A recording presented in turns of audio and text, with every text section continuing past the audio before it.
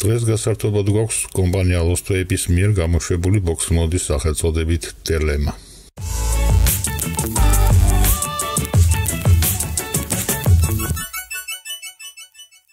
მატლობა მოდის ესეთ შეფუთვაში. ხუთზე ნაჩვენების სურათი გვეუბნება იმას, თუ რა ფერის მოდი დევს შიგნით. გავხსნათ ხუთი.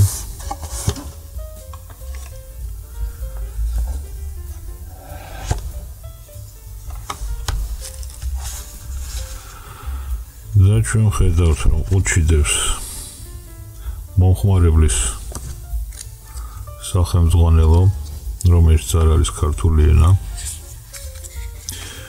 ასევე USB Type-C კაბელი. მოკლე კაბელია. ექსტრემალურ სიტუაციებში შეიძლება გამოვიყენოთ. და თვითონ მოდი. მოდის გაბარიტები საკმაოდ შთამბეჭდავია. ზომაში დიდია, მაგრამ ხელში ზის იდეალურად. როგორც არ უნდა დავიჭიროთ, მოდი ხელში ზის იდეალურად. დავიწყოთ მოდის ზედა ნაწილიდან. სადაც განთავსებულია 510-იანი ფოლადის კონექტორი, რომელსაც აქვს თვითრეგულირებადი პინი. გვერდიდან აწერია მწარმოებელი კომპანიის სახელწოდება Lost-Ape.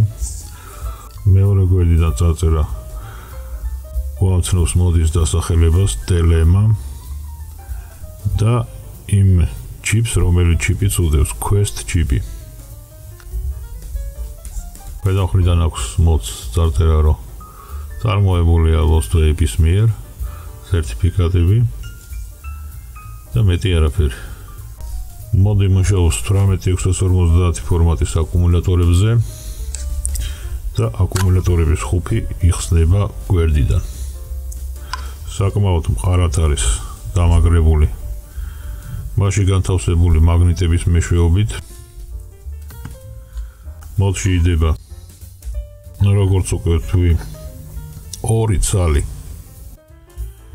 18650 ფორმატის აკუმულატორი.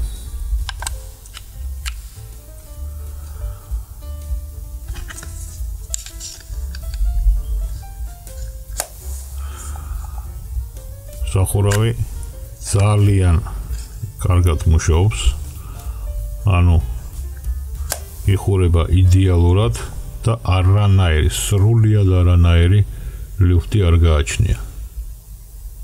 მოც წინა მხარეს განთავსებული აქვს ფაერ ღილაკი, ეკრანი, პლუს ღილაკი, მინუს ღილაკი, მენიუში სამუშაო ღილაკი და Type-C ბუდე. იმისათვის, რომ შევძლოთ მენიუში მუშაობა, გავუკეთოთ მოც ატომაიზერი. დავაწვეთ ფაერ ღილაკს და მოდი მაშინ გვაძლევს შეტყობინებას, რომ ამოვირჩიოთ ახალი ქოილია ატომაიზერში თუ ძველი, ამოვირჩიოთ ახალი. დისპლეიზე ჩვენ გვაქვს ინფორმაცია აკუმულატორების შესახებ.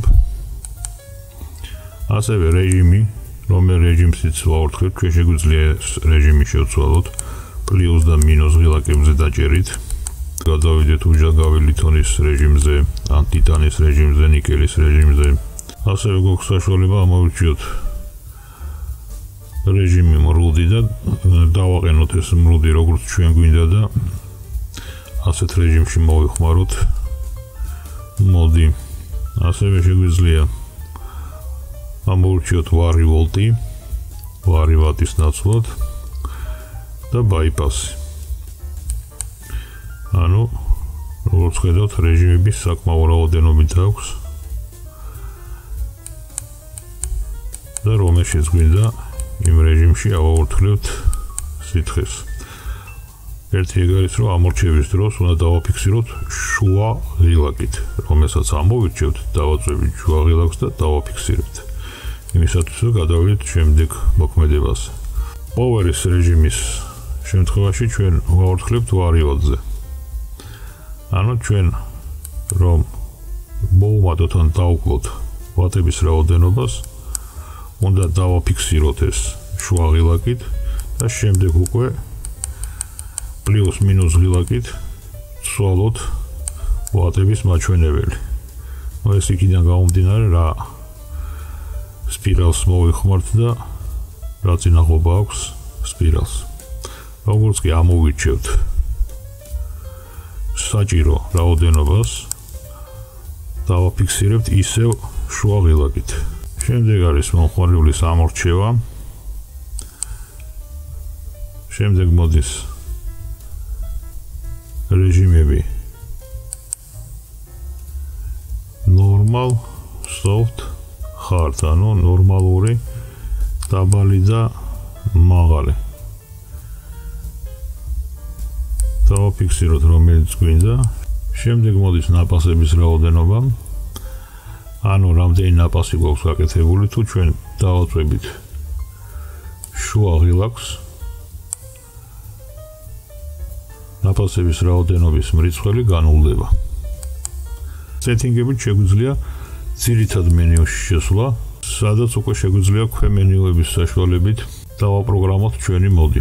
ანუ პირველი ქვემენიუ არის ატომაიზერი, სადაც ჩვენ შეგვიძლია პლუს მინუსი ღილაკის საშუალებით დავაპროგრამოთ მოდი. მეორე ქვემენიუ არის ეკრანის მენიუ, სადაც ჩვენ შეგვიძლია ეკრანის განათებას მოვუმატოთ ან დავაკლოთ.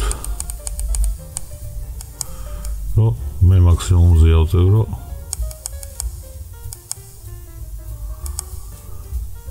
კარგად გამოჩნდეს. შემდეგ ჩვენ შეგვიძლია და უნდა დავაფიქსიროთ ეს ჩვენი არჩევანი შუა ღილაკით. შეგვიძლია ფერის შეცვლა, ანუ წარწერების ფერის, სხვადასხვა ფერები შეგვიძლია ავირჩიოთ. მე თეთრი ფერი უფრო მომწონს და ყოველთვის თეთრ ფერს ვირჩევ ყველა მოდზე. ეს არის მომხმარებლების მენიუ. ჩვენ შეგვიძლია დავაპროგრამოთ 3 მომხმარებელი, სამი მომხმარებელი როგორ 3 ატომაიზერის მოხმარების რეჟიმი დავაპროგრამოთ და შემდეგ უკვე დისპლეიდან ამოვირჩიოთ რომელ რეჟიმში გვინდა აორთქლება.